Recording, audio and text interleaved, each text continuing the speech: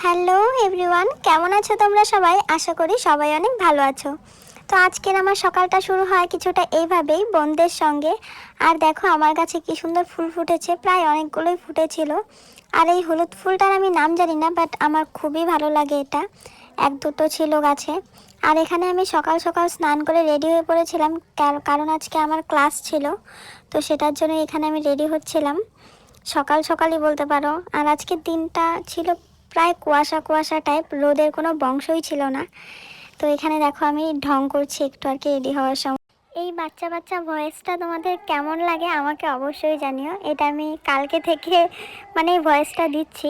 আর এখানে আমরা ক্লাসে বসে গেছিলাম, আমার চুলে ক্রিম্পিং করছিল দিদি। তারপর আমি আবার বসে যাই রিমাদির চুলে করার জন্য, এখানে সেটাই করছিলাম।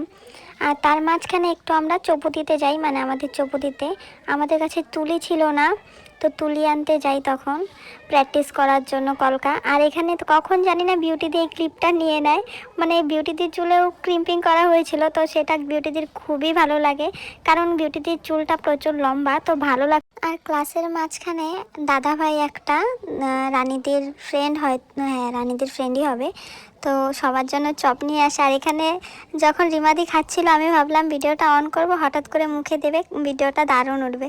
কিন্তু না, রিমাদি টের পেয়ে যায় আর সঙ্গে সঙ্গে মুখে ঢুকিয়ে নেয়, আর ভালো মতনই খায়। আর এখানে আমি দেখাচ্ছিলাম আমি যেগুলো প্র্যাকটিস করেছি কেমন হয়েছে, এই যে বাকিদেরটা সবারটাই এখানে আছে। আর এখানে আমরা যখন বাড়ি চলে আসি তখন এটা লাস্ট ক্লিপ ছিল। আর এখানে সবাই সব কিছু গোছাচ্ছিল বাড়ি যাওয়ার জন্য। এই মিনি ব্লগগুলো তোমাদের কেমন লাগে আমাকে জানিও অবশ্যই।